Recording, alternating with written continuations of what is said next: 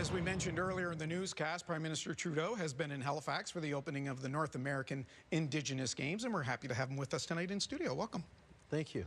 We also saw you paddling with the Mi'kmaq Chiefs, and you managed to get across Lake Bannock before the rain started. Any day that starts with a paddle, rain or not, is a good day. Let me ask you, the Assembly of First Nations held its general meetings here last week, and one of the topics that was brought up was policing. It was also a matter of discussion at the Premier's conference as well.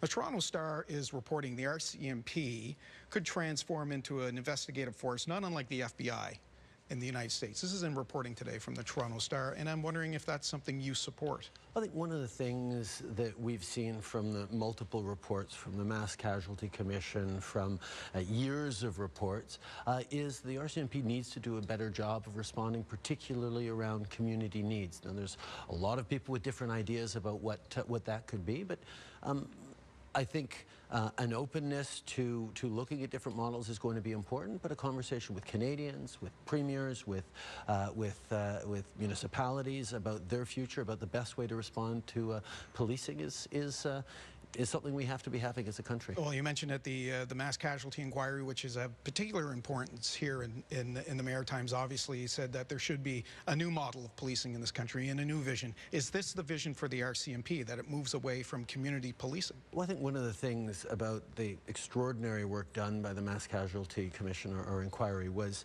a really thoughtful look at lines of accountability and who's responsible and who is accountable for various local policing, for national policing, and all those things.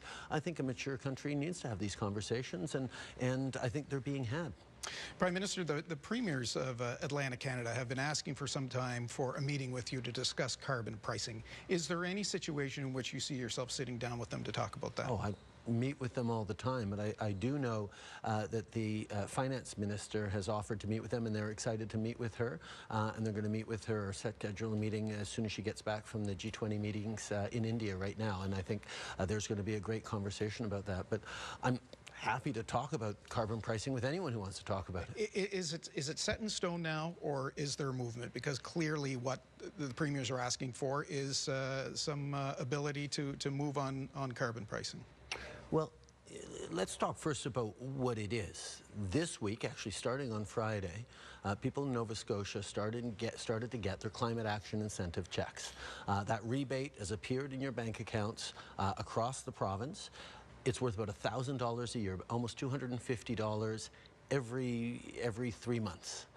That'll leave families better off with our plan that is fighting climate change and putting more money back in the pockets of Canadians as we do it. Now, there's been a lot of partisan attacks around this, but the one thing that neither Premier Houston nor Pierre Poilievre or others talk about is the fact that these checks are actually supporting Canadians directly with real dollars that are landing, like I said, in their bank accounts this week. The parliamentary budget officer says, in fact, Nova Scotians won't be better off.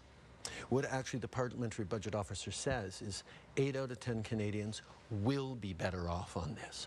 What he also talks about is the fact that over the coming years, we're going to see more extreme weather events, more costs on people with rising challenges like that. And being there to supporting people in the extra costs around climate change, you don't have to go far to talk to someone who's been affected by wildfires, affected by Hurricane Fiona. Extreme weather events are a reality. Fighting climate change is a reality. We have to do it in a way that both supports families and prepares us to be competitive and have a growing economy. Isn't it an incentive, though, for people to get off fossil fuels if, in fact, you're returning the money that you're taking from them? What's the incentive? Not at all.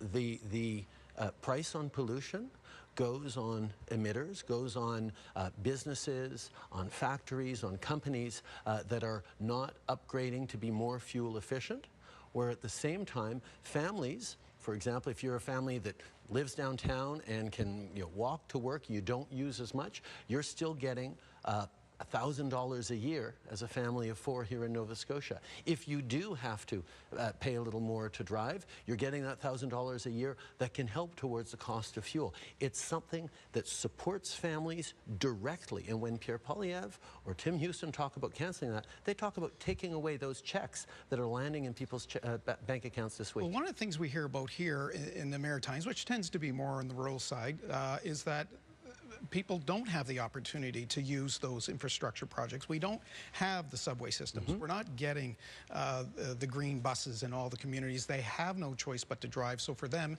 it feels like just a compounding tax on top of everything else now, given the interest rates and the cost of living increases. Well, first of all, that's why there is a 10% top-up for rural people. For rural families, there's a 10% increase to the climate action rebate that is landing this week.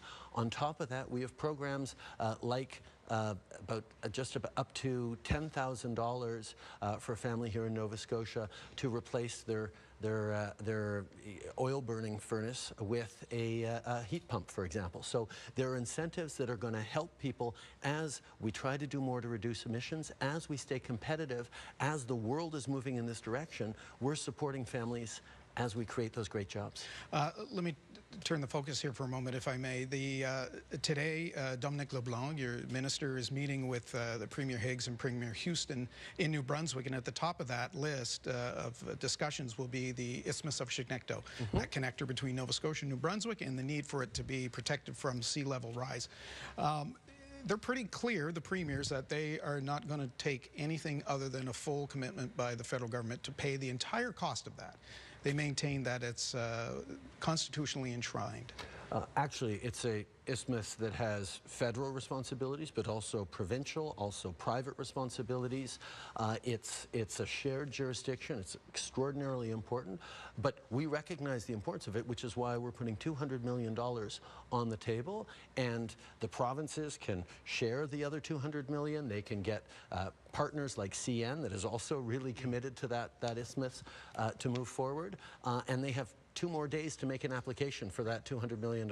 They've both been insistent that they're not going to do that. That would be unfortunate for the future of people in Nova Scotia if provinces, including Nova Scotia that has a budgetary surplus right now, isn't going to protect the livelihoods of people when the federal government is coming in with $200 million to do just that. I know the Premier Houston, who we spoke to late last week, said he doesn't feel Nova Scotians should have to give up that money that would go to pay for health care, that would go to pay for housing, to cover something that he feels the federal government should be paying. The Premier gets to decide how he spends Nova Scotia tax dollars, but the federal government is willing to be there with $200 million to protect a critical piece of infrastructure, and I really hope he puts in an application in the next 2 days. So how would you describe the relationship right now between the federal government, yourself, and the Atlantic Premiers? We work together on big things all the time for the benefit of people. Like, for example, on healthcare, we just put $200 billion down on the table for the next 10 years for investing in healthcare to support frontline workers, to support people getting family doctors, to support on mental health, to support on results and data. And the Atlantic Premiers are moving really forward well in a concerted way on those negotiations. We just cut childcare fees in half, and some Atlantic provinces are down to $10 a day. Nova Scotia's not quite there yet, but the 50% reduction in childcare fees that the federal government has done with the province has made a huge difference. So we're able to work on all sorts of big things. We just disagree, for example, on the need to fight climate change and put more money back in people's pockets. Prime Minister, we certainly appreciate you being here. Thank you for your time today. It's a pleasure to be here, Todd.